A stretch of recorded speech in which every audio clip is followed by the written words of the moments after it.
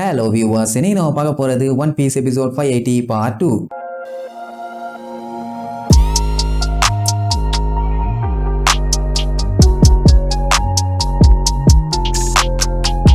Open பண்ணா போன பாட்டுல நம்ம ஆளுகிட்ட அது வார்லாட பத்தி தெரியுமா இல்லையான்னு கேட்டுட்டு கடைசியில என்ன ஏதுன்னு பேசி முடிக்கிறதுக்குள்ளேயே கண்டமேடியை நெருப்பு வச்சு அட்டாக் பண்ண ஆரம்பிச்சிருச்சு. இப்போதைக்கு நம்ம ஆளுக அதை என்ன அடிச்சாலும் அதுக்கு சொரணை இருக்கிற மாதிரி தெரியல. அதனால தப்பிச்சு ஓடுறதான் ஒரே வழி, அதை பண்ணுவோன்னு சொல்லிட்டு ரெண்டு டீமா பிரிஞ்சு ஓடுவாங்க. ஆல்ரெடி இங்க சூடு கொளுத்துது, இதுல இது வேற கண்ணா பின்னான்னு அட்டாக் பண்ணுச்சுன்னா நம்ம பழுக என்னதான் பண்ணுவானுங்க. ஆனா நெருப்பை வச்சு அட்டாக் பண்றதுக்கு முன்னாடி அது ஏதோ ஒண்ணு பேச வருது, ஆனா என்னன்னு தெரியலையே. அட முண்டம் எதுனாலும் சொல்லி தொலைன்னு சொல்லிட்டு இருக்கும் போதே மறுபடியும் நெருப்பை வச்சு அட்டாக் பண்ண ஆரம்பிச்சிடும். உடனே நம்ம ரோபின் பயங்கரமா யோசிச்சு பாப்பான், அது அப்படி என்னதான் சொல்ல வந்துச்சுன்னு. அது ஏதோ வார்லாடுன்னு சொல்லி வாய் எடுத்துச்சு அப்படின்னா அவங்களுக்கும் இதுக்கும் ஏதாச்சும் பஞ்சாயத்து இருக்குமா, என்ன மேட்டர்னு தெரியலன்னு பயங்கரமா யோசிப்பா. அந்த டைம் நெருப்பை வச்சு இவங்க மறைஞ்சிருக்க சிவரை அட்டாக் பண்ணியிருக்கும். அதுவே அதோட நெருப்புக்கு அப்படியே கரைஞ்சு உருகிரும். அப்ப அந்த நெருப்பு இவங்க மேல பட்டிருந்தா என்ன ஆயிருக்கும். அதே நேரம் இங்க ஜோரோ லூஃபியோட நிலைமை அதை விட மோசம். பயிலுக்கு அந்த நெருப்பு கடையில மாட்டிட்டு பயங்கரமா மூச்சு வாங்கிட்டு இருப்பானுங்க. எதுவுமே பண்ண முடியல. ஏதாச்சும் நார்மலான இடம் இல்ல காடு மலைனா கூட அந்த டிராகனை நாக்கு தள்ள வச்சு செஞ்சிருப்பானுங்க. ஆனா எல்லா இடமும் இங்க சுத்தி சுத்தி நெருப்பு எரிஞ்சுக்கிட்டு இருக்கா.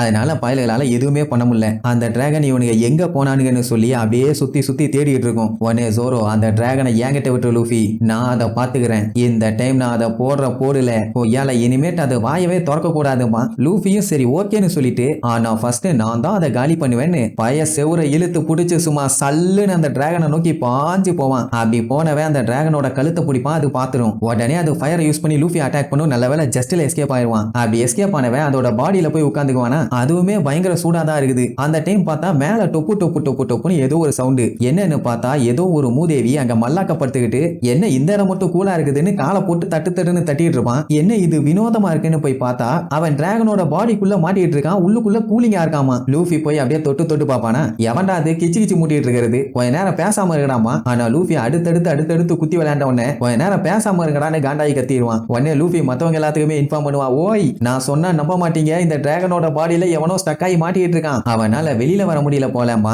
இங்க உசோப்புக்கு பயங்கரமான ஷாக்கு, என்னடா நடக்குதுங்க. உடனே ரோபின் அப்படின்னா நம்ம கிட்ட பேசினது அந்த வாய்ஸ் தானான்னு ஏப்பா. லூஃபியும் ஒருவேளை இருக்குமோன்னு யோசிச்சுட்டு இருக்கும் போது அந்த டிராகன் நம்ம பையில அட்டாக் பண்ண ஆரம்பிச்சிடும். அவன் கடிக்க வருதுன்னு சொல்லி எல்லா அட்டாக்லயுமே இப்படிக்கான்னு ஜம்ப் பண்ணி எஸ்கேப் ஆகி அதோட ரெக்கையை பிடிச்சு அது வாயில தள்ளி விட்டுருவான். அந்த லூசு டிராகன் என்ன பண்ணும், அதோட ரெக்கைன்னு கூட நோட் பண்ணாம எனிமி வாயில கடிக்க கிடைச்சிட்டான்னு சொல்லி கண்ணா பின்னான்னு கண்மூடித்தனமா கடின்னு கடிச்சு அதோட விங்ஸா அதுவே ஜல்லிக்கரண்டி மாதிரி ஓட்ட போட்டுருச்சு. லூஃபி விழுந்து சிரிச்சிட்டு இருப்பான், கடி நல்லா கடின்னு. அப்புறம் என்னாவோ ரெக்க ஓட்டையாயிருச்சு, இனி பார்க்க முடியுமா ஐ விழப்போறியேன்னு சொல்லி சிரிப்பான். அதுவும் எவ்வளவோ முக்குன்னு முக்கி பார்க்கும். அவ்வளவுதான், மேல இருந்து பறக்க முடியாம அப்படியே கீழே விழ ஆரம்பிக்கும். உடனே ஜோரோ கிட்ட இன்ஃபார்ம் பண்ணுவான், வரட்டும் இன்னைக்கு செஞ்சிடறேன்னு சொல்லி நம்ம பையன் ஒரு சைடு அட்டாக் பண்றதுக்காக வேகமா ஓடுவான். உசோப்பு கிட்ட ஹெல்ப் கேட்பானா, ஒன்னு கவலைப்படாத நான் பாத்துக்கிறேன்னு அந்த ட்ரெம்போலியா பூவை யூஸ் பண்ணுவான். அதுல நம்மளால ஜம்ப போட்டு அந்த டிராகன் மேல இருந்து வர இவன் கீழே இருந்து போற வேகத்துல ரொட்டேஷனை போட்டு அதோட வாயை சும்மா வெட்டுன்னு வெட்டி தள்ளுவான். அதுலயே அந்த டிராகன் ஒரு வழி ஆயிருச்சு. ஆனாலும் விடலையே.